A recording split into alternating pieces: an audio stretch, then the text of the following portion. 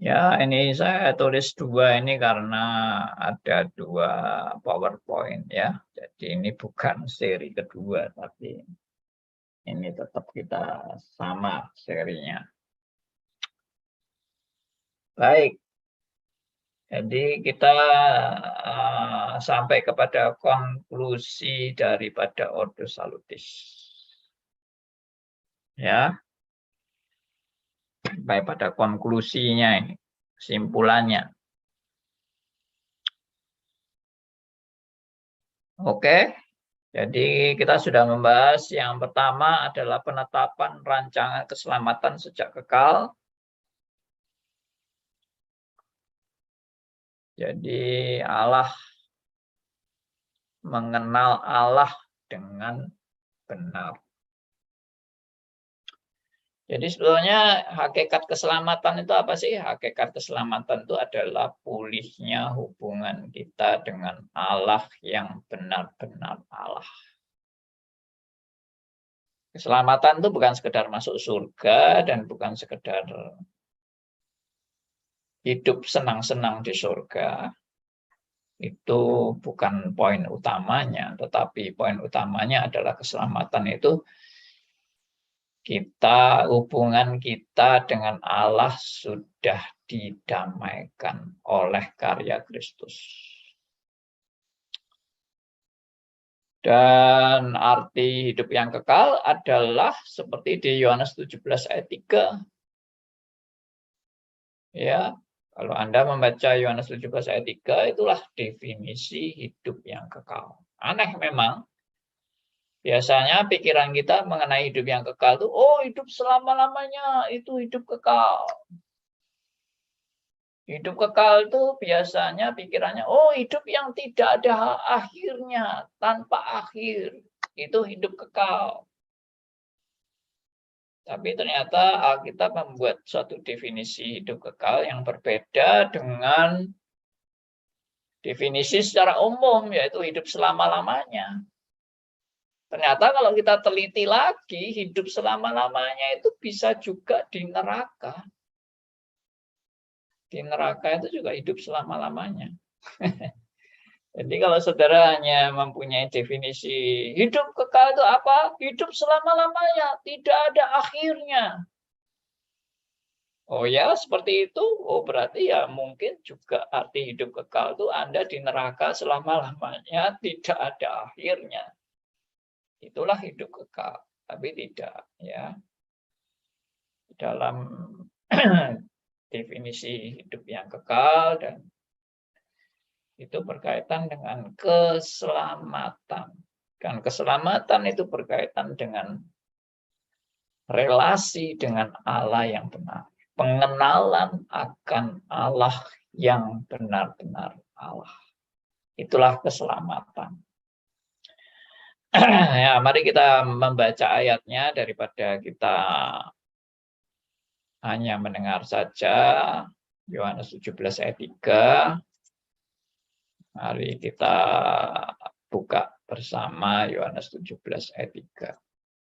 Saya minta ada satu teman yang mau bacakan buat kita untuk Yohanes 17 ayat yang ketiga. Silakan. Ada yang mau bacakan? Mic-nya bisa dibuka, kasih tanda untuk membaca. Oh ya, Pak Hendarto ya. Saya bacakan Pak ya. Silakan. Yohanes 17 ayat 3. Inilah hidup yang kekal itu, yaitu bahwa mereka mengenal Engkau, satu-satunya Allah yang benar, dan mengenal Yesus Kristus yang telah diutus. Yes. Unik ya definisi hidup yang kekal itu, yaitu bahwa mereka mengenal Engkau. Satu-satunya Allah yang benar. Dan mengenal Yesus Kristus yang telah Engkau utus. Saya juga heran ya, definisi ini bisa muncul di doa Tuhan Yesus. Yohanes 17 itu kan doa Tuhan Yesus. Kenapa bisa tiba-tiba muncul suatu definisi tentang hidup yang kekal dalam doa Tuhan Yesus?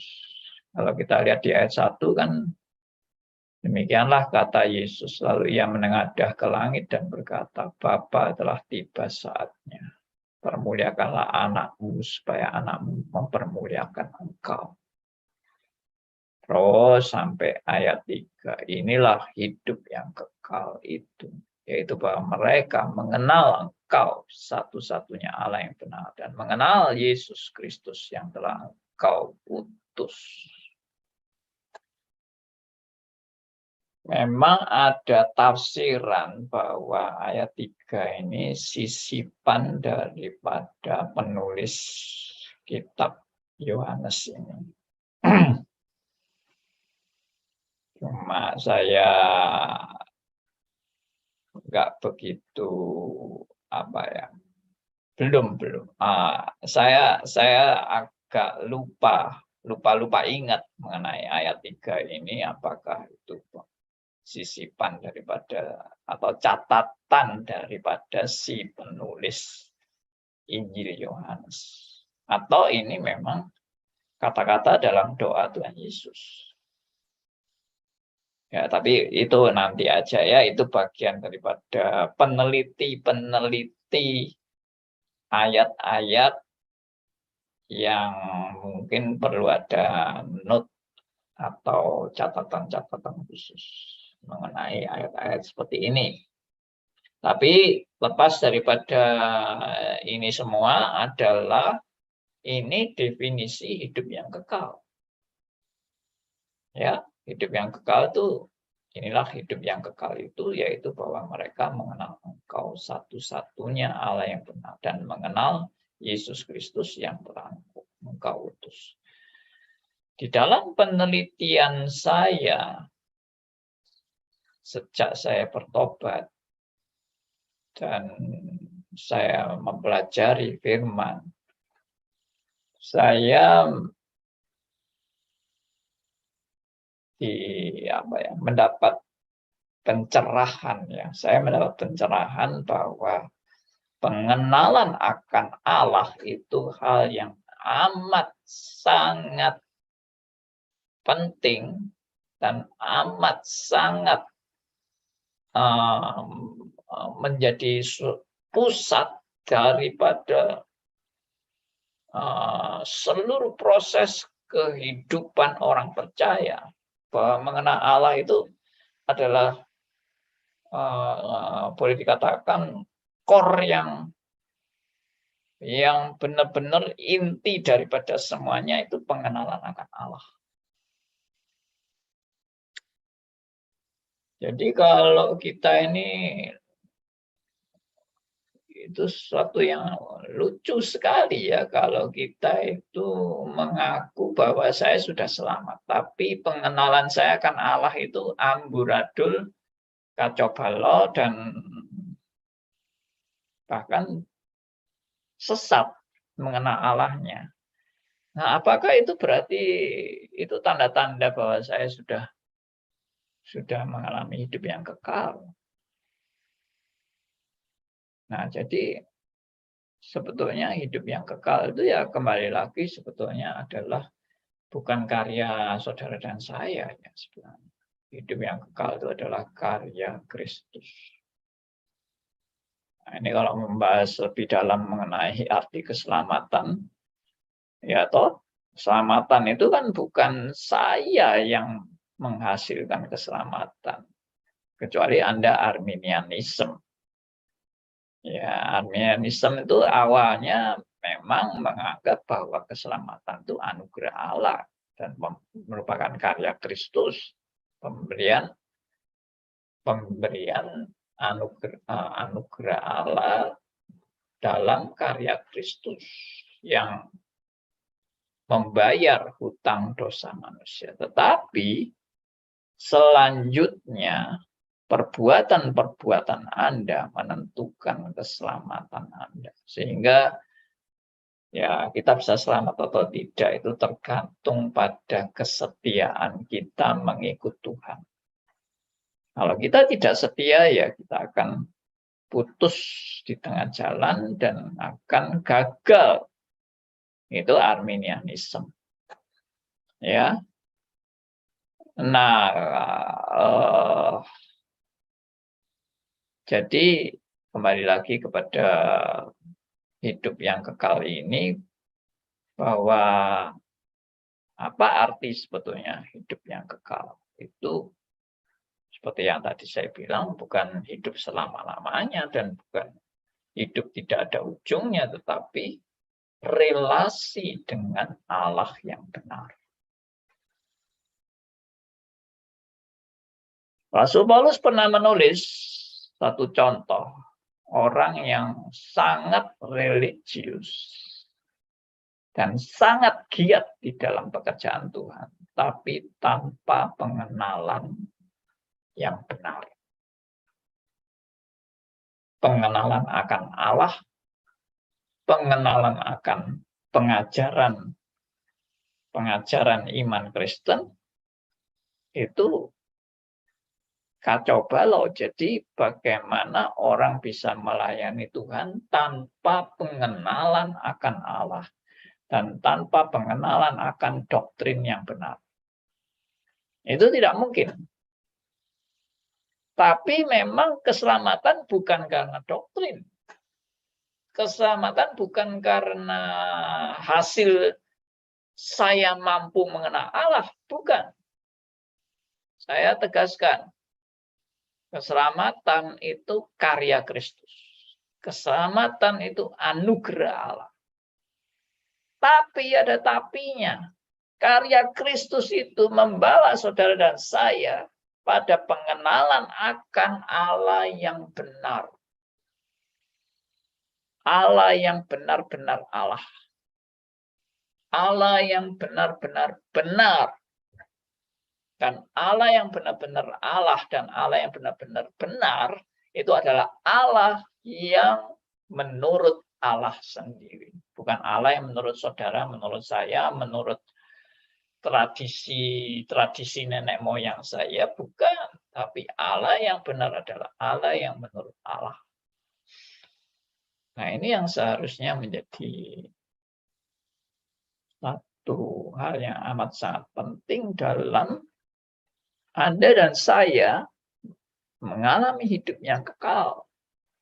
Tandanya adalah Roh Kudus membimbing Anda dan saya dalam pengenalan akan kebenaran demi kebenaran dan pengenalan akan Allah yang benar-benar Allah.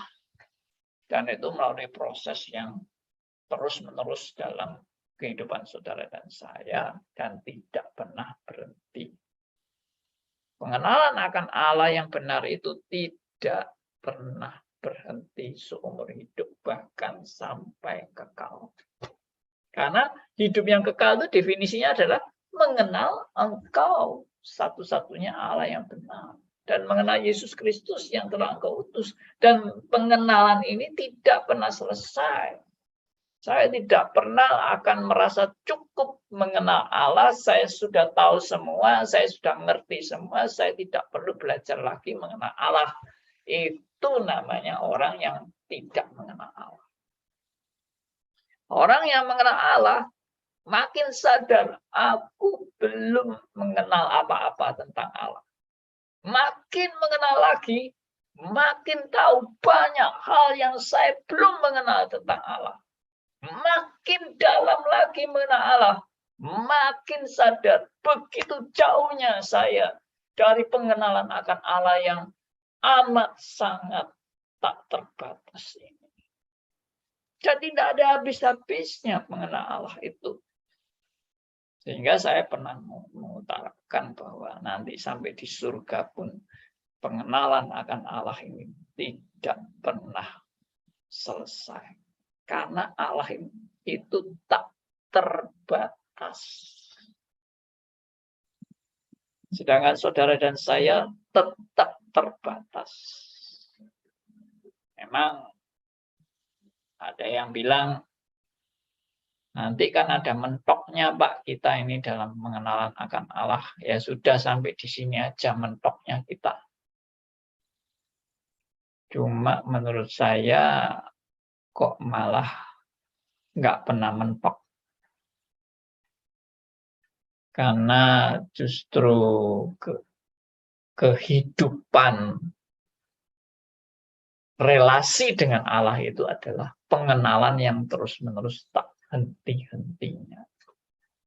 Itulah relasi dengan Allah. Itulah hidup yang kekal. Pengenalan yang tak henti-hentinya. Wah, ini sudah mungkin di luar kemampuan kita untuk membahas ya. Jadi kalau ada yang tanya tentang nanti bagaimana Pak mengenal Allahnya, nanti muka dengan muka ketemu Allah, ketemu Yesus Kristus, bagaimana rasanya? Wah, ya itu sudah tidak bisa saya jawab. Itu nanti aja kalau sudah ketemu Kristus sendiri. Ya, dan pasti teman-teman kita yang sudah mendahului kita, mereka sekarang berlimpah-limpah dalam pengenalan akan Allah yang luar biasa ini. Dan tidak terbatas itu. Oke? Jadi, tidak bisa bilang, saya sudah mengenal semuanya, saya sudah tahu semuanya. Sombong amat. Anda yang merasa sudah tahu dan sudah cukup dan sudah mengenal semuanya. Omong kosong. Itu menandakan Anda masih belum tahu apa-apa. Orang yang sudah merasa, saya sudah tahu semuanya. Justru menunjukkan kamu nggak tahu apa-apa. Ini namanya paradoks.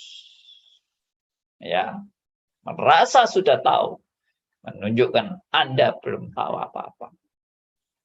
Tapi orang yang mulai tahu, makin menyadari dia masih jauh dari pengetahuan yang sebenarnya tentang Allah. Ya, betapa luar biasanya Allah itu. Makin dahsyatnya Allah itu, makin mengenal Allah, makin sadar keluar biasaan Allah yang tak terjangkau oleh pikiran manusia. Itu namanya paradoks. Ya. Tadi ada yang tanya sama saya di WA tentang paradoks. Nah, ini saya sedikit jelaskan. Semoga Ibu yang tadi tanya sama saya mendengarkan. Oke.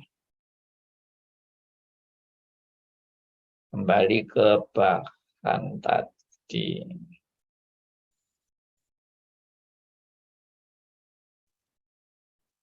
Ya, definisi hidup yang kekal itu adalah mengenal Allah satu-satunya yang benar dan mengenal Yesus Kristus yang sudah Tuhan utus.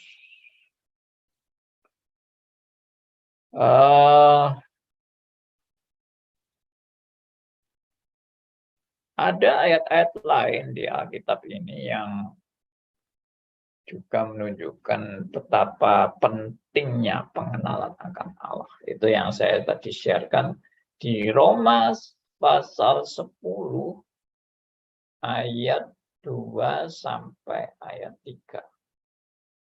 Roma 10 ayat 2 sampai 3. Coba tolong ada teman yang mau bacakan. Roma 10 ayat 2 sampai 3 bisa resen yang mau bacakan silakan resen supaya host tahu dan bisa dibuka mic. Silakan. Roma 10 ayat 2 dan 3 ya Pak. Yes, benar Bu Nita. Sebab aku dapat memberi kesaksian tentang mereka bahwa mereka sungguh-sungguh giat untuk Allah, tetapi tanpa pengertian yang benar. Sebab oleh karena mereka tidak mengenal kebenaran Allah dan oleh karena mereka berusaha untuk mendirikan kebenaran mereka sendiri, maka mereka tidak takluk kepada kebenaran Allah. Amin. Yes. Sebentar saya share ayatnya supaya kita bisa baca bersama. Nampaknya memang nggak bisa selesai hari ini. Oke, sebentar. Saya share ayatnya. Roma 10 ayat 2 sampai 3. Sebab aku dapat memberi kesaksian tentang mereka bahwa mereka sungguh-sungguh giat untuk Allah, tetapi tanpa pengertian yang benar. Perhatikan, tanpa pengertian yang benar. Tapi giat untuk Allah. Giat untuk Allah, tapi tanpa pengertian yang benar. Bahkan giatnya itu sungguh-sungguh giat untuk Allah, tapi tanpa pengertian yang benar. Lalu dikatakan lagi, oleh sebab karena mereka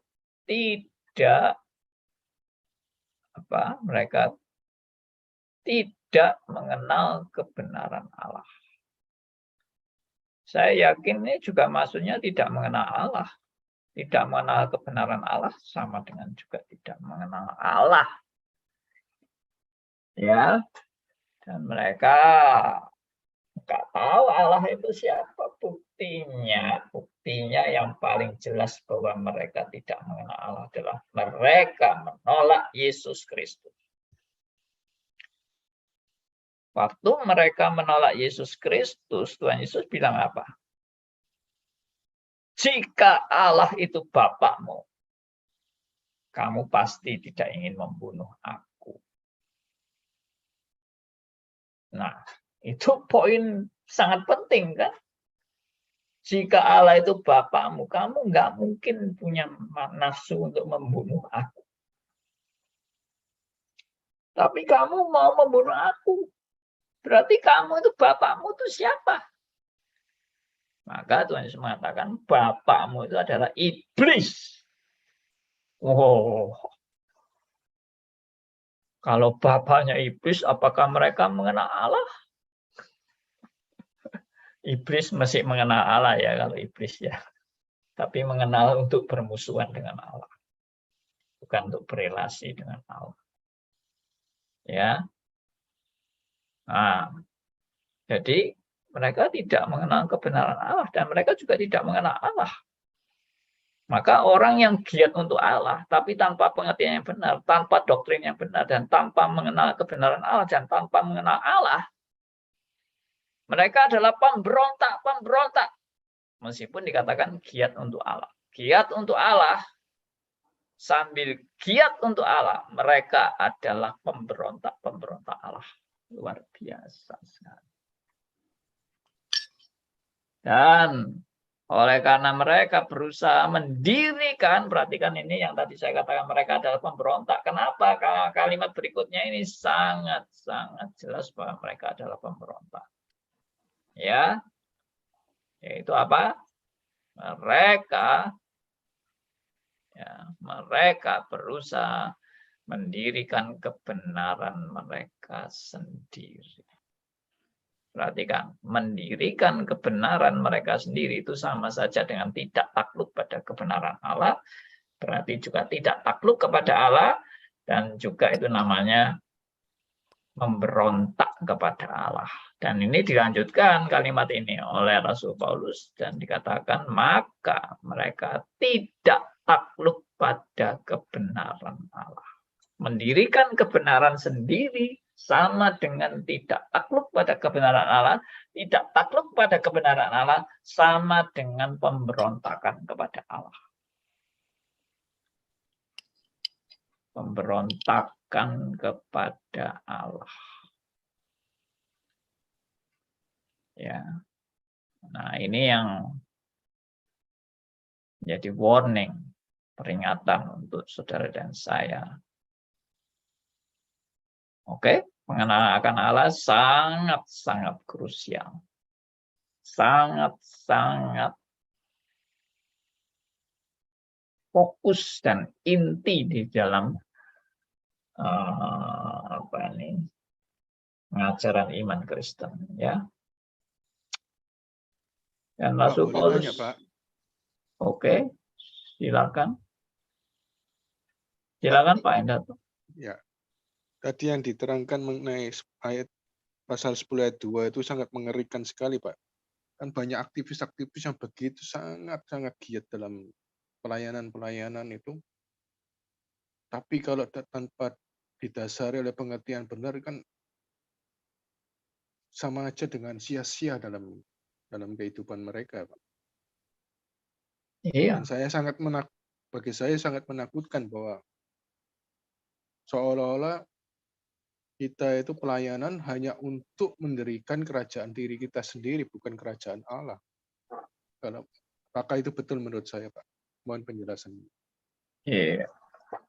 Sangat benar, dan bersyukurlah kalau Pak Hendarto menyadari itu.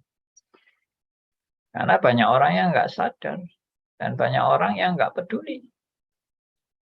Pokoknya gua giat melayani itu sudah baik, dan sudah pantas di hadapan Allah karena aku giat melayani.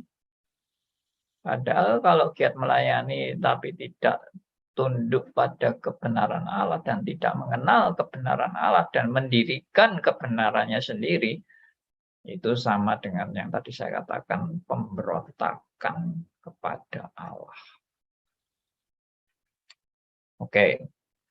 Lalu tadi saya kan katakan ya, orang yang sudah mengenal Allah tidak pernah habis-habisnya punya kerinduan ingin mengenal lebih dalam lagi.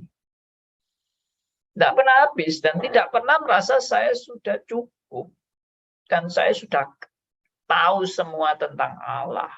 Saya sudah ngerti semua tentang Allah dan saya tidak perlu belajar lagi tentang pengenalan akan Allah ini, tentang kebenaran-kebenaran, tentang doktrin. Tidak perlu belajar, saya sudah tahu semua. Hati-hati, jangan terjebak pada kesombongan, kesia-siaan, kesombongan, karena itu juga godaan setan. Godaan setan itu bisa bukan hanya kalau berzina itu godaan setan. Godaan setan itu bisa juga merupakan kesombongan rohani. Merasa sudah cukup benar di dalam mengenal Allah. Oke. Nah, nanti saya akan masih lanjutkan tentang Rasul Paulus dalam pengenalan akan Allah. Ya, cuma ini ada yang mau tanya. Jadi saya tunda dulu, nanti tolong diingatkan saya.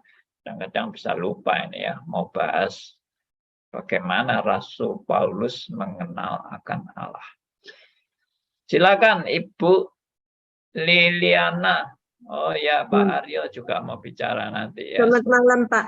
Pak, saya mau nanya, apakah ini orang-orang Kristen yang mau, tanda kutip ya, mau mengenal Allah yang benar, dan orang-orang Kristen yang mendirikan kebenarannya sesuai dengan pikiran mereka, apakah itu yang ditulis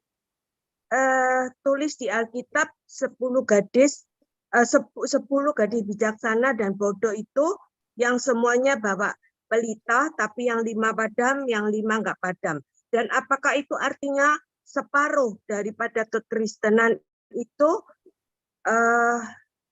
palsu dan yang separuh itu benar? Baik. Oke. Ada gambaran tentang wanita yang bijak dan wanita yang bodoh.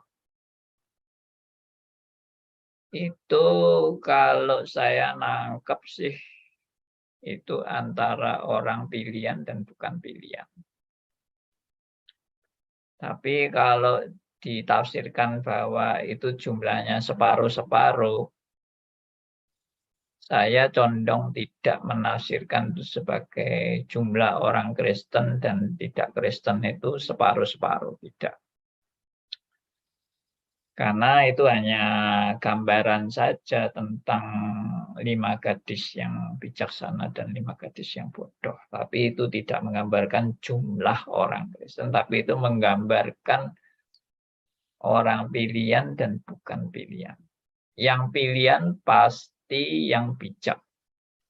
Yang bukan pilihan adalah yang bodoh karena mendirikan kebenarannya sendiri dan mengabaikan kebenaran yang sejati. Ya kan, gadis bodoh itu kan akhirnya dia enjoy aja dengan hidupnya. Dia tidak perlu waspada dan tidak perlu membeli minyak dan sebagainya. Sedangkan gadis yang bijak itu membeli minyak. Karena apa ya? Karena ada pemeliharaan Tuhan. Ya,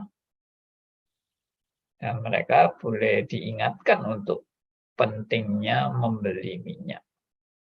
Oke. Jumlah yang 5 dan 5 itu, kenapa saya menolak itu sebagai tanda separuh jumlah orang Kristen yang palsu, separuhnya asli. Karena ada juga ayat Alkitab yang bilang, banyak yang dipanggil, sedikit yang dipilih. Nah, itu menunjukkan jumlah yang separuh-separuh enggak ya? Saya sih malah tambah condong menafsirkan jumlahnya bukan separuh-separuh. Jumlahnya sangat jomplang antara yang dipanggil dan yang dipilih. Karena dikatakan banyak yang dipanggil, sedikit yang dipilih. Berarti ya jumlahnya jomplang banget. Ya, nggak seimbang jumlahnya, bukan 50-50. Demikian. Apa sudah menjawab Ibu Liliana? Apakah sudah menjawab?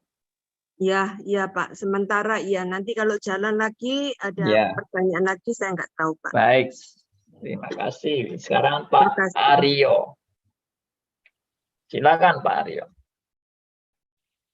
Mic-nya belum.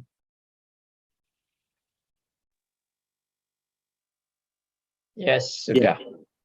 Tujuan hidup kekal adalah mengenal Allah, atau tujuan segala-galanya itu adalah mengenal Allah lah. Ya. Lah kalau ada orang sampai bisa mencapai mengenal Allah, sungguh-sungguh maksudnya ini bukan menurut dia, tapi objektif benar-benar dia mengenal Allah. Kan orang itu sudah boleh bilang sudah sangat dekat dengan Allah mestinya. Ya, kalau orang sudah seperti itu ya sudah mencapai segala-galanya ya, sudah bisa mengenal Allah. Ya pasti dia kesamber segala-galanya daripada kelebihan Allah. Semua atribut-atribut Allah itu mungkin dia sudah kebagian banyak sekali mestinya kalau dia sudah mengenal Allah. Tapi yang kontradiksi adalah iblis adalah makhluk yang mungkin paling mengenal Allah di antara makhluk manapun juga, termasuk Lucifer misalnya begitu. Tapi kok kontradiksi, dia kok bisa malah tidak mendapatkan hal-hal yang baik dari Allah, tapi malah jadi bermusuhan dengan Allah. Ini yang benar yang mana ini? Dua-dua benar. Oke. Bagus sekali pertanyaannya. Tadi saya sudah sedikit menyinggung mengenai iblis yang mengenal Allah. Tapi mengenal untuk bermusuhan dan berkontradiksi dengan Allah. Jadi yang dimaksud pengenalan Allah yang berkaitan dengan hidup yang kekal tentunya mengenal Allah dalam hubungan yang harmonis. Jadi bukan mengenal Allah titik, tapi mengenal Allah dalam relasi yang harmonis. Nah, iblis mengenal Allah bukan dalam relasi yang harmonis, Iblis mengenal Allah itu seperti maling mengenal polisi. Nah, maling mengenal polisi enggak? Kenal, mungkin malah maling itu lebih kenal polisi daripada kita kenal polisi. Ya kan? Tapi relasi maling dengan polisi, seperti kucing dan tikus. Meskipun ada juga video kucing sama tikus bisa berdamai. Tapi gambaran umumnya maksudnya kucing sama tikus itu ya selalu bermusuhan. Nah, jadi pengenalan setan kepada Allah itu dalam arti yaitu relasi yang selalu konflik, pertentangan, dan permusuhan. Dan itu tidak sama dengan hidup yang kekal. Hidup yang kekal itu adalah relasi yang harmonis. Makanya istilah keselamatan itu juga didamaikan dengan Allah. Nah, apakah iblis berdamai dengan Allah? Enggak pernah. Sekalipun tidak pernah berdamai. Karena hakikat iblis memang selalu berkontra dengan Allah. Berlawanan, bertentangan, bermusuhan, melawan Allah. Itulah hakikat iblis. Demikian Pak Aryo. Ya, saya pikir kalau Allah itu positif luar biasa, punya kekuatan yang luar biasa positifnya. Siapa yang mendekat dengan hawa positif itu tentu dia akan langsung kesedot, gitulah kira-kiranya Pak. Jadi kok bisa lah jelas dia konyol toh, gitu Pak. Dan konyol sekali. Dia ini makin dia kan sudah paling mengenal Allah adalah iblis. Tuh, dan dia mengenal ya dia wedi banget gitu mestinya deh. Takut akan Allah mestinya. Nah ini sing aneh ya dia enggak kenal Pak. Enggak. Itu agak gini analisanya Pak Aryo itu gini, saya koreksi sedikit. Jadi pengenalan iblis akan Allah seperti yang tadi saya bilang, seperti maling mengenal polisi. Apakah maling mengenal polisi lalu maling bertobat? Ya, enggak. Maling tambah pinter malingnya. Tambah mengenal polisi, dia tambah bikin taktik-taktik bagaimana supaya polisi bisa tertipu. Dan dia tetap menjadi maling yang aman. Ya, tapi itu polisi kan, polisi yang nggak bisa ditipu. Kalau Allah nggak bisa ditipu, ya kan? Analoginya kurang banget Pak kalau polisi dibandingkan Allah. Oh, enggak. Maksud saya tadi relasi, Pak. Relasi yang tidak harmonis. Mengenal tapi dalam relasi yang tidak harmonis. Kalau tadi Pak Aryo lalu mengatakan Allah itu kan positif. Lalu kalau dia mengenal Allah, dia terkena pengaruh positif.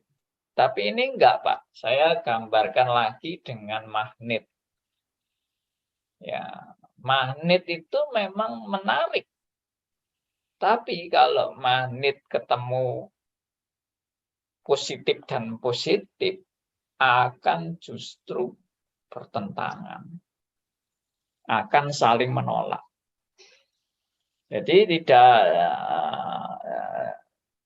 bahwa hal yang positif pada Allah itu tidak membuat iblis menjadi bertobat, tapi malah membuat iblis makin istilahnya mencari kesempatan bukan seperti yang di satanologi ya, iblis itu tentunya tidak melawan Allah. Dia mau merusak ya orang-orang yang dipimpin oleh Allah. Itu targetnya iblis. Merusak juga pekerjaan-pekerjaan Allah atau gerejanya, itu yang ditargetkan oleh iblis. Tapi tidak langsung melawan Allah. Dia tahu kalau dia langsung melawan Allah pasti habis. Atau memang Allah menetapkan dengan kedaulatannya, menetapkan kamu tugasnya ini, dah. Oh ya pasti. Kalau Iya, sudah menetapkan memang tidak ada yang ditetapkan, di luar dia sudah jadi penetapan Allah. iblis. Oke, ya. Ya, Baik. Pak. Ada Pak Hendarto, silakan. Pak, kalau boleh saya punya pemikiran pribadi, Pak. Iblis itu kan mungkin ya menurut saya kan sangat mengenal Allah karena Allah maha. Dan itu yang membuat dia itu iri kepada Allah karena kemaha-mahanya itu, dan ia seakan-akan menginginkan kedudukan Allah. Terutama kalau Allah sangat menyintai ciptaannya, dan iblis itu kan merusak semua apa yang diciptakan Tuhan, supaya apa yang diciptakan Tuhan itu berpihak kepada iblis, bukan kepada Allah. Kalau saya menganalogikannya, karena iriannya itu makanya dia itu merusak, Pak. Yes. Dan dia makanya Allah menjadi musuh iblis karena dia menginginkan kedudukan atau kekuasaan dari Allah itu. Menurut saya itu, Pak. Mungkin dikoreksi, Pak. Bagus. Suatu analisa yang ya memang benar. Iblis itu memang ingin merusak pekerjaan Allah supaya lebih banyak pengikut dia, lebih banyak pengikut iblis, lebih banyak orang menjadi pengikut iblis. Itu memang targetnya iblis, supaya orang makin menjauh dari Allah dan mau mengikut iblis.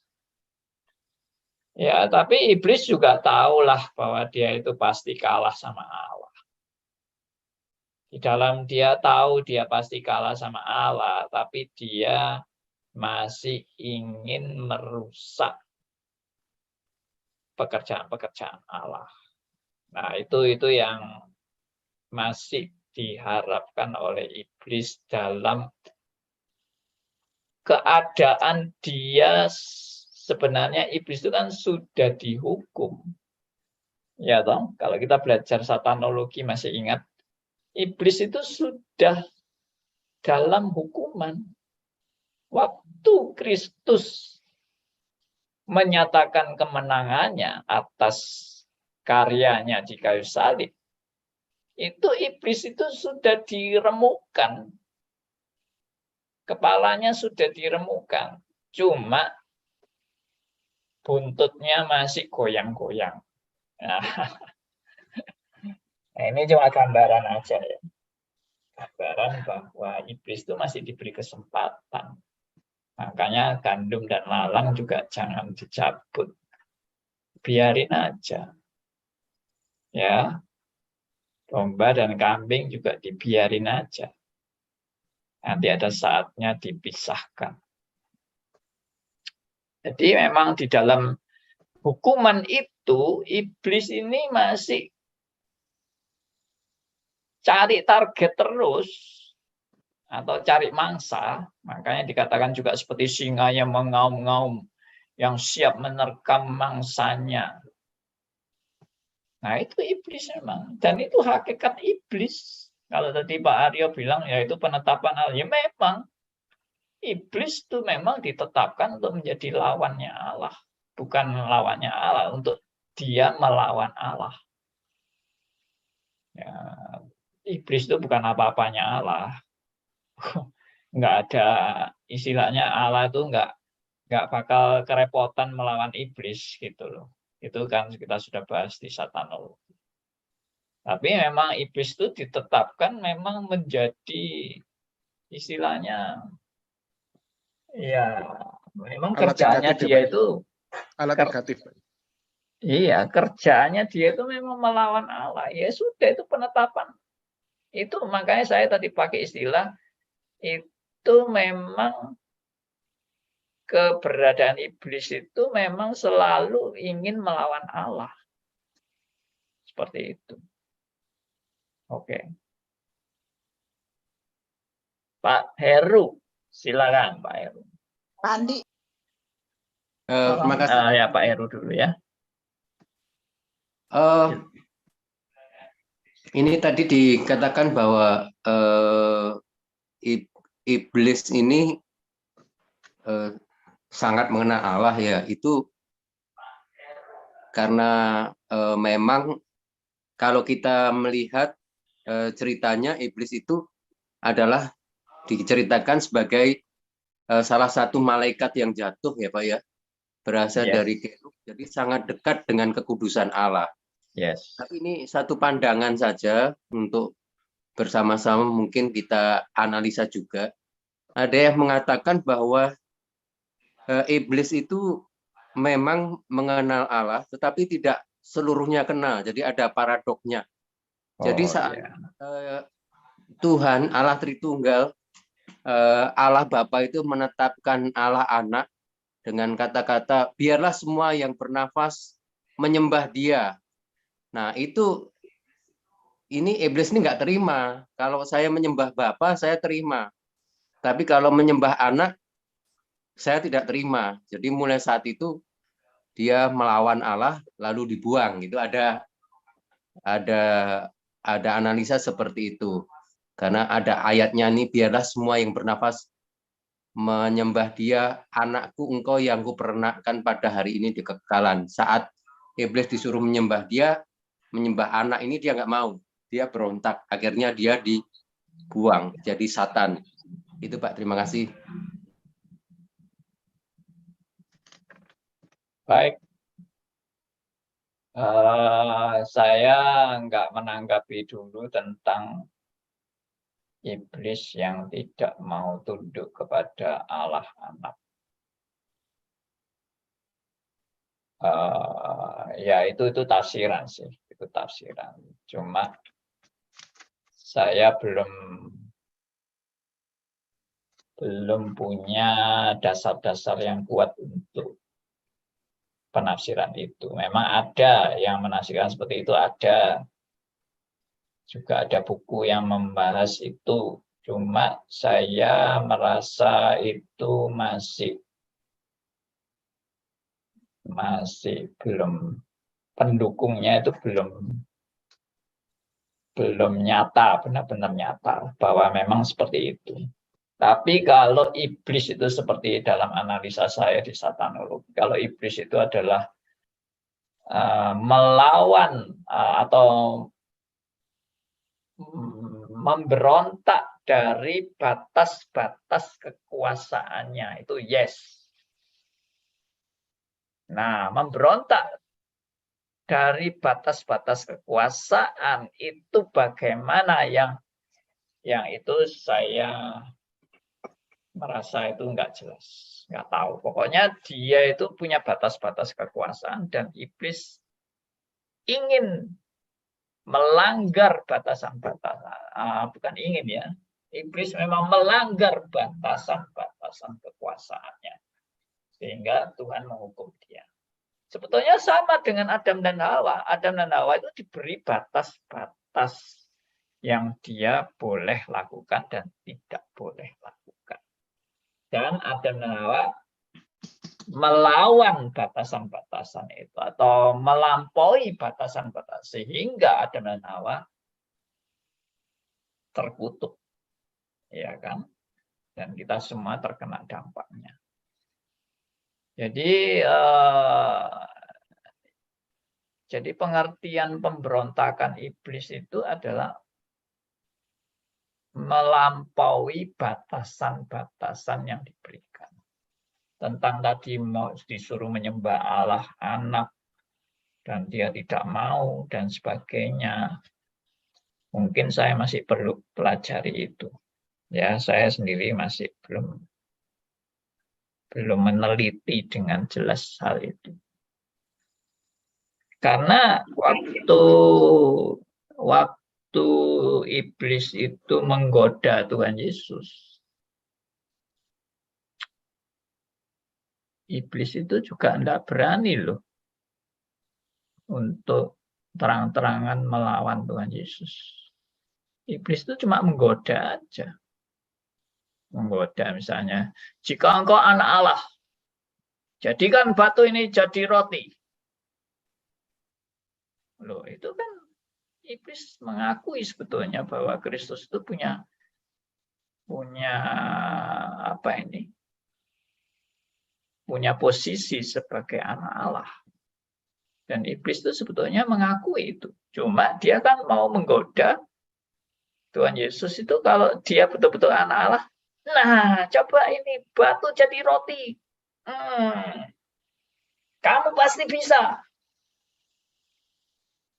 Nah, itu cuma Tuhan Yesus kan tidak tergoda.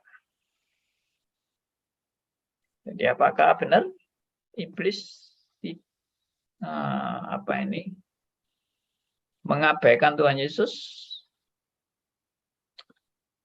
Waktu iblis merasuki seseorang dan Tuhan Yesus datang, lalu iblisnya langsung bilang, waktuku belum tiba, istilahnya jangan menghukum aku, belum tiba waktunya aku dihukum. Loh, itu menunjukkan iblis itu mengakui otoritas Kristus loh. Pernah nggak ya membaca itu kan? Waktu Tuhan Yesus mendatangi orang yang kerasukan, lalu iblisnya ketakutan ketemu Tuhan Yesus. Nah, seperti itu. Nah, jadi dalam hal tadi, apakah iblis memang tidak mau mengakui Yesus sebagai anak Allah? Saya masih nggak tahu, nggak jelas itu bagi saya. Oke. Tapi memang iblis itu hakikatnya adalah pemberontak Allah. Itu. Nah, ini berarti nanti kita membahas satanologi lagi. Ya, memang seru itu. Membahas satanologi itu tidak habis-habis. Oke. Ada lagi yang mau bertanya? Tadi Bu, ya, silakan. Pandi mau tanya, kalau dosa merupakan ketetapan Allah, bukan, Pandi? Oke, terima kasih pertanyaannya, Bu Cucu. Jawabannya adalah pasti. Jawabannya adalah pasti penetapan Allah. Jadi tidak ada seperti yang presupposisi yang saya sudah ajarkan berkali-kali, tidak ada kejadian bisa terjadi di luar penetapan Allah. Tidak ada kejadian yang bisa terjadi di luar pengetahuan Allah. Tidak ada kejadian bisa terjadi yang merusak rencana Allah. Tidak ada. Semua kejadian yang terjadi ada di dalam penetapan dan rancangan Allah yang sempurna, termasuk terjadinya setan. Nah, nanti Bu Cucuk bisa lihat di YouTube, ya, ada link satanologi. Ya, itu Bu Cucuk perlu dengar ya. Ada berapa sesi itu ya satanologi? Saya lupa. 24, Pak. 24. 24 sesi Bu Cucuk untuk satanologi. Kita sudah bahas sampai betul-betul dikuliti ya.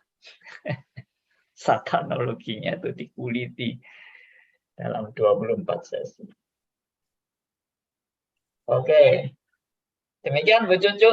Jadi memang nggak ada kejadian bisa terjadi di luar penetapan Allah. Kalau bisa ada, itu namanya Allah kebobolan. Ya, Allah kebobolan. Atau juga bisa, kalau itu terjadi di luar penetapan Allah, berarti Allah bisa salah perhitungan.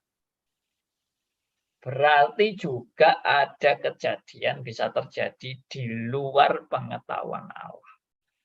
Nah, itu semua pasti sudah impossible. Ya, Allah itu maha tahu, maha sempurna. maha kuasa. Dan tidak ada kuasa lain yang bisa membelokkan rencana Allah yang sempurna. Tidak ada. Ya, demikian saya harap bisa jelas. Oke, makasih Pak Andi. Terima kasih, Bu. Tapi Pak Andi, sekalipun ketetapan Allah, tapi kita nggak seenaknya Pak Andi ya dalam untuk berbuat dosa kan Pak Andi? Oh iya, pasti itu pun juga sudah saya jawab dalam diskusi-diskusi yang lalu. Ya, tidak berarti kalau kita tahu bahwa itu semua penetapan Allah lalu, saya berbuat dosa aja, toh Tuhan sudah menetapkan semuanya. Itu kata-kata seperti itu pasti kata-kata yang bukan dari anak Allah. Ya, itu kata-kata dari setan yang mau merusak iman daripada anak-anak Tuhan. Lalu diajarkan yang enggak benar. Ya pasti tidak.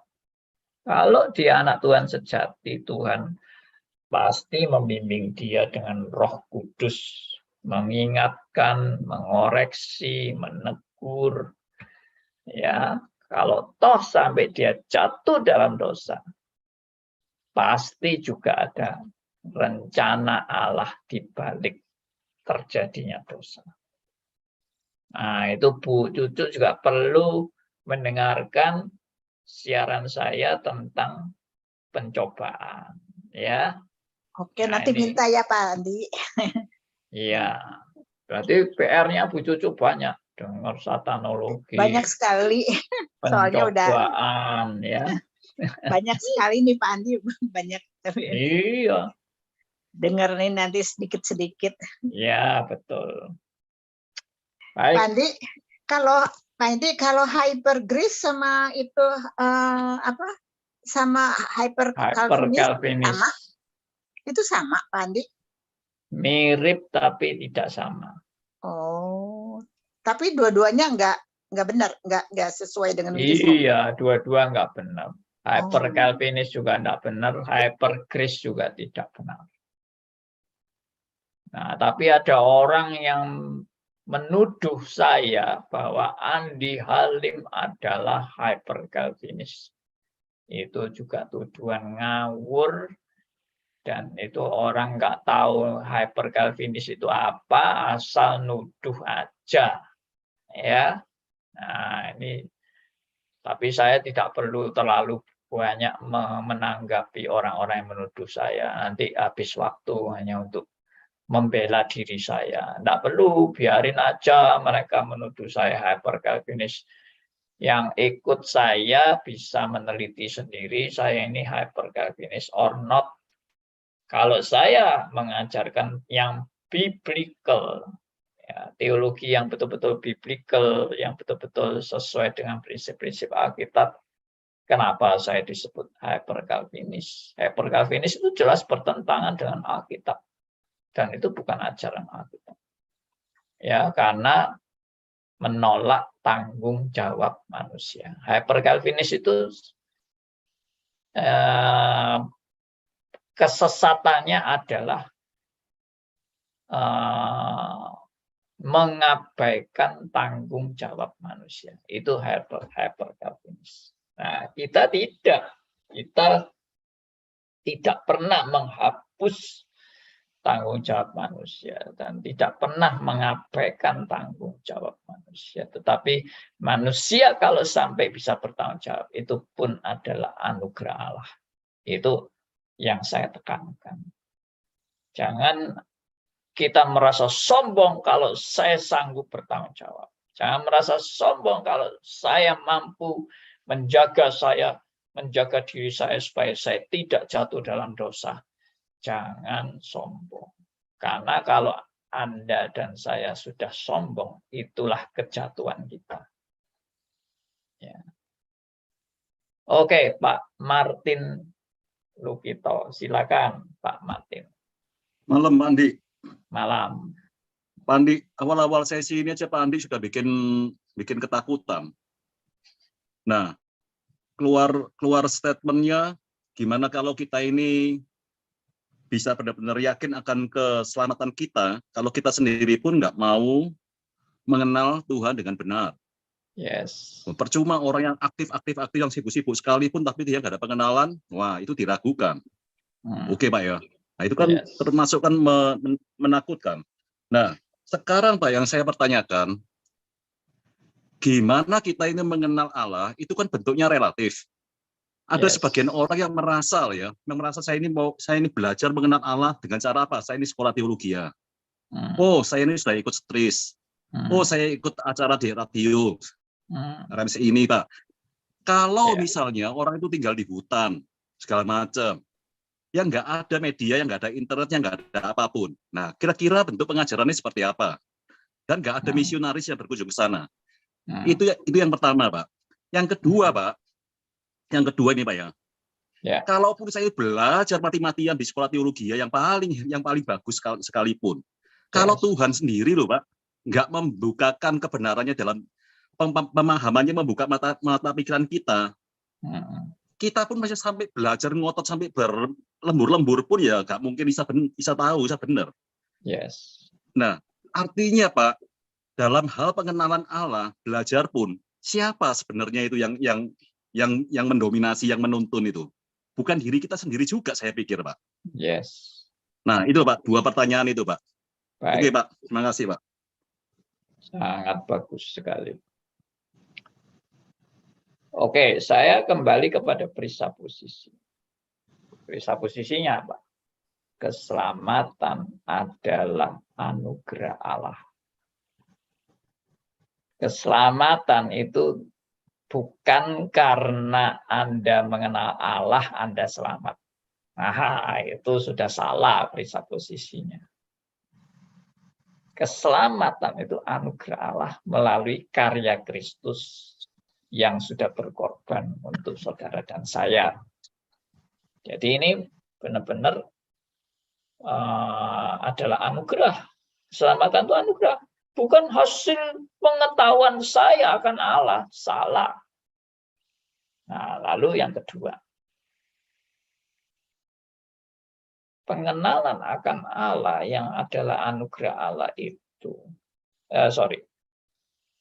Keselamatan yang adalah anugerah Allah oleh karya Kristus itu menuntun Anda dan saya untuk punya relasi yang benar dengan Allah. Nah, itu tadi yang saya katakan. Keselamatan itu artinya apa? Berdamai dengan Allah. Keselamatan itu artinya apa? Kita punya relasi dengan Allah yang benar-benar Allah. Berarti keselamatan yang tadinya adalah hadiah anugerah daripada Allah oleh karya Kristus menuntun saudara dan saya di dalam proses pengenalan akan Allah hari demi hari terus bertumbuh dan tidak pernah selesai. Jadi kalau tadi dikatakan bagaimana kalau tidak ada stris, bagaimana kalau di pucuk gunung, bagaimana tidak ada misionari dan sebagainya, itu kita tidak usah khawatir karena Allah tidak kekurangan akal untuk bisa menuntun anak-anaknya di dalam pengenalan akan kebenaran siapakah Allah yang benar-benar Allah dan bagaimana pengajaran iman Kristen yang benar sesuai dengan firman-Nya. Pasti ada jalan. Biarpun dia di pucuk gunung, pasti ada jalan karena Tuhan tidak kekurangan akal untuk membuat dia mengenal Allah yang benar. Jadi bisa saja meskipun tidak ada misionari, bisa saja dia tinggal di pucuk gunung, ya dia yang turun gunung. Nanti tahu-tahu ketemu Bible misalnya, siapa tahu. Atau kalau tidak ada sama sekali, saya juga percaya Allah di dalam kekuasaannya bisa langsung intervensi kepada dia. Seperti yang saya pernah saksikan pengalaman Sandu Sundar Singh yang bertobat di India. Tiba-tiba ada sinar yang masuk ke kamarnya dia. Dan ada suara yang datang dari atas kepada dia. Nah, itu yang tadi saya katakan, itu media yang Tuhan pakai untuk membawa orang datang pada keselamatan.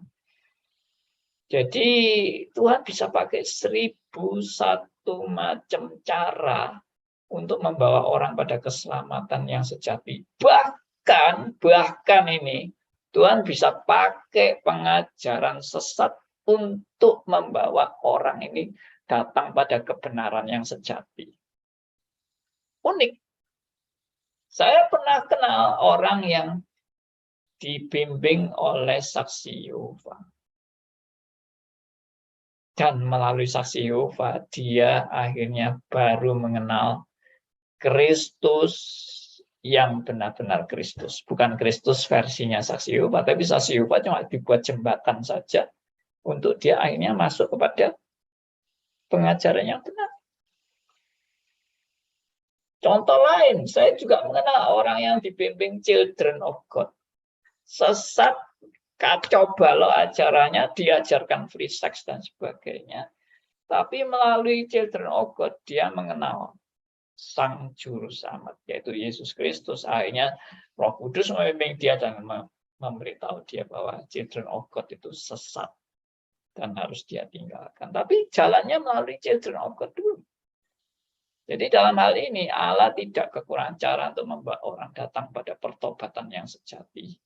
Tapi Tuhan akan terus menuntun dan membimbing dia untuk menuju pada kebenaran demi kebenaran. Dalam kasih karunia demi kasih karunia.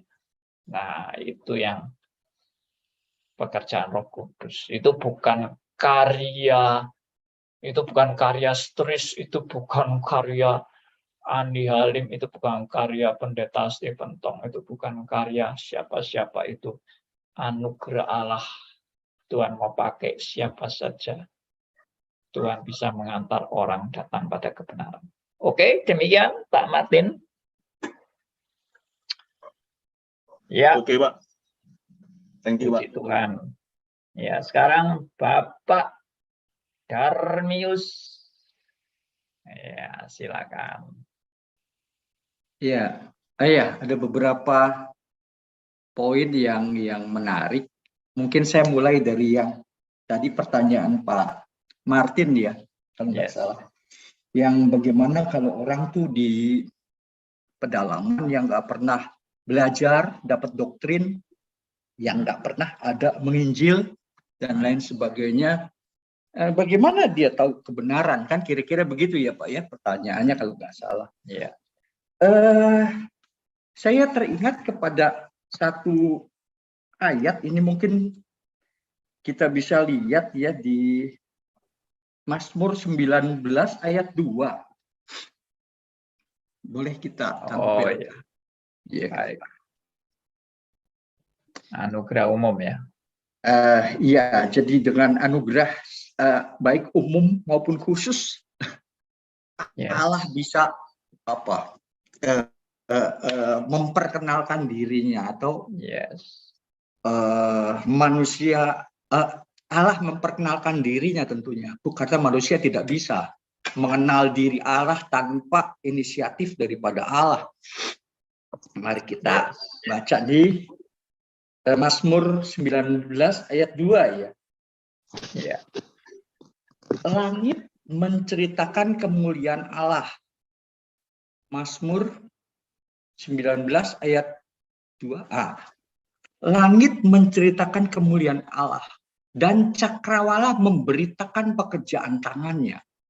Jadi Allah pun dengan berbagai cara, termasuk melalui alam, melalui ciptaannya, dia akan memperkenalkan dirinya sehingga manusia bisa mengenal Allah. Kira-kira begitu. Nah, tetapi juga saya mau lebih perkuat lagi kalau kita melihat di karena begini, Tuhan juga menaruh segala alam semesta itu memuliakan dia. Berarti ada kebenaran yang dia ekspresikan di dalam alam. Begitu. Makanya jangan heran kalau bencana alam pun, misalnya terjadi bencana alam, kemudian orang yang nggak tahu, yang primitif pun, dia akan mengenal, oh ada satu kuasa yang betul-betul berkuasa. Bisa nggak melalui itu? Sangat mungkin. Sangat mungkin. Begitu. Nah, tetapi kemudian saya juga mau perkuat bagaimana kemudian mengenal Allah. Bagaimana si manusia primitif itu kemudian sadar akan adanya Allah melalui alam. Nah, mari kita lihat, saya sih melihat juga perlu kita menggarisbawahi sebelumnya Yohanes 17, kita lihat di Yohanes 16 itu. Ini perkataan Yesus nih, berarti kalau perkataan Yesus sudah paripurna lah. Iya kan? Udah paling paripurna lah ini. Iya kan? Yohanes 16 ayat ke 8.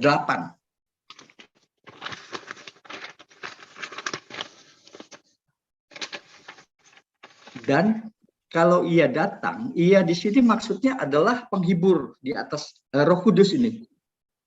Dan kalau ia datang, dan kalau ia dalam kurung Roh Kudus datang, ia Roh Kudus akan menghisapkan dunia. Dunia ini bisa dalam artian orang berdosa. Dunia akan dosa. Jadi manusia bisa juga dikatakan dunia ini manusia akan dosa. Menginsafkan akan dosa dan akan kebenaran dan penghakiman. Jadi memang Roh Kudus sendiri yang menginsafkan. Kita tidak bisa insaf, kita tidak bisa sadar akan keberdosaan kita. Kita tidak pernah bisa sadar akan apa sih sebetulnya kebenaran itu. Kita tidak bisa tahu apa sih, sadar apakah penghakiman itu kalau tidak ada karya Roh Kudus. Makanya kembali penekanannya kalau ini merupakan karya Allah, itu ya ini. Jadi kita nggak bisa manusia dengan sendirinya mempunyai apa ya, kemampuan kesadaran untuk dirinya berdosa aja nggak tahu dia. Kebenaran yang sesungguhnya yang tadi di di awal tadi Pak Andi sebutkan pengetahuan akan Allah di Yohanes 17 akan ayat 3 itu kan sebenarnya didahului oleh Roh Kudus dulu, sehingga karena karya Roh Kudus kita baru bisa pengenalan yang benar akan Allah. Ya, ini yang dalam hal ini saya memahami di Yohanes 16 ayat 8 karya Roh Kudus ini juga bukan hanya wahyu khusus, tetapi ini juga merupakan semua wahyu, semua anugerah. Karena di situ disebut dunia akan dosa. Oke. Ya, jadi kira-kira tadi pertanyaannya jawabannya kira-kira begitu, Pak. Jadi doktrin yang tadi disebutnya pengenalan yang relatif itu, Pak Martin tadi sebut yang relatif itu karena mungkin tidak ada yang menginjil, tidak dapat doktrin dan lain sebagainya. Oh, itu bisa Allah melalui alam. Begitu. Okay. Karena dia juga melalui. Kira-kira begitu, Pak. Baik. Oke, karena ini sudah mepet waktunya, saya akan tutup dengan kesimpulannya.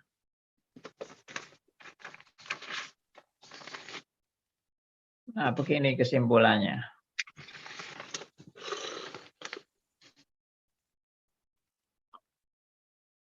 Jadi jelas saya kembali kepada presupposisi tadi bahwa keselamatan itu bukan karena hasil pengenalan akan Allah.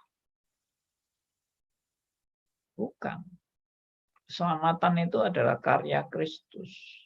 yang sudah mengorbankan dirinya menjadi tebusan yang sempurna bagi saudara dan saya. Nah, jadi kita harus tetap konsisten pada presupposisi yang benar.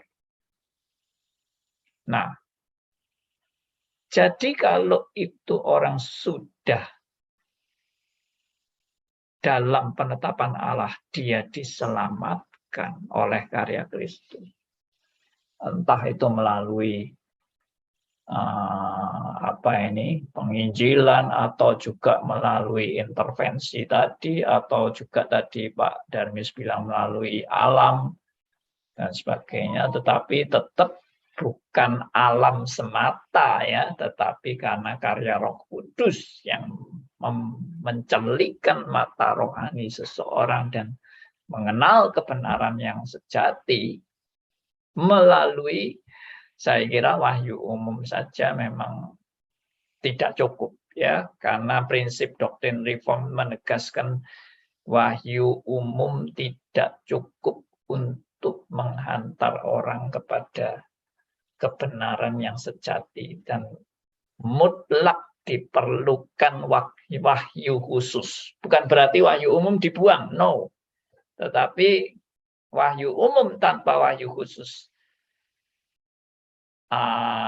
tidak akan membawa orang pada pengertian tentang Yesus satu-satunya juru selamat. Yesus adalah Tuhan. Yesus adalah Allah yang menjadi manusia. Karya Kristus di kayu salib menebus dosa manusia hopeless dan tidak ada, dan seterusnya dan seterusnya. Itu adalah wahyu khusus dan tidak mungkin alam menjelaskan tentang Kristus. Tidak mungkin. Nah, itu kemutlakan wahyu khusus. Meskipun wahyu umum tetap bisa dipakai Allah untuk untuk bisa melihat karya Allah secara komprehensif melalui wahyu umumnya. Tapi wahyu khusus sudah tidak bisa sama sekali. Tidak bisa wahyu khusus itu digantikan dengan wahyu umum. Itu tidak bisa. Ya, oke. Nah, kembali lagi. Jadi kalau dia orang pilihan, pasti Roh Kudus membimbing dia, entah dengan cara apapun, entah dengan otodidak atau dengan baca Alkitab sendiri, atau kalau zaman sekarang kan bisa lihat TV dan sebagainya, banyak sarana lah, internet ya dan sebagainya, banyak cara. Kalau ada orang desa saya yang tidak ada internet, tidak ada apa, itu pun juga bisa intervensi langsung, memberikan pencerahan di dalam pikiran dia untuk mengenal Alkitab dengan benar. Saya pernah ke satu desa, orangnya tidak pernah ikut stris, tidak pernah belajar teologi apapun. Tapi waktu saya bercakap-cakap dengan mereka, orang desa ini, mereka punya kepercayaan tentang kedaulatan Allah yang sangat reform. Saya sampai kaget. Loh, ada orang desa yang nggak pernah ikut stris, tapi kedaulatan Allahnya nggak kalah sama lulusan stris. Hebat sekali. Saya terkagum-kagum dengan mereka percaya tentang bagaimana Allah memimpin hidup mereka, bagaimana juga nasib mereka ada di tangan Allah, bagaimana mereka juga bekerja, berkarya, bercocok tanam, semua karena anugerah Tuhan. Luar biasa, Pak. Ya, jadi saya juga bisa melihat ada terobosan-terobosan daripada karya Allah yang melampaui sistem manusia ini. Ya, oke. Bu Cucu tiba-tiba bisa muncul suaranya. Oke, demikian teman-teman, kita sudah ini tapi belum selesai ya, Ordo Salutis belum selesai dan waktu sudah terbatas sekali, kita sudah melewati waktu 10 menit. Jadi saya harus berhenti ini. Apa Pak Darmius mau bicara lagi? Karena kok tangannya belum diturunkan. Baik. Oh, lupa diturunkan, Pak. Iya, Cukup, Pak. Iya. Oke. Oke. Baik, terima kasih untuk semua rekan-rekan yang sudah ikut memberikan pendapat-pendapatnya dan sharingnya dan juga pertanyaan-pertanyaan. Kita bersyukur, kita terus boleh diolah terus ya untuk pengenalan menuju pada kebenaran demi kebenaran. Saya masih hutang tadi satu hal, yaitu saya belum menjelaskan bagaimana Paulus mengenal Allah. Ya, itu nanti saya harap minggu depan kita akan bahas dengan lebih jelas lagi. Oke, Tuhan memberkati kita semua. Mari kita tutup dalam doa. Dan saya minta yang pimpin doa kali ini adalah Monica ya. Boleh pimpin kita dalam doa, Monica? Ya, Pak Andi. Mari, silakan. Mari kita berdoa.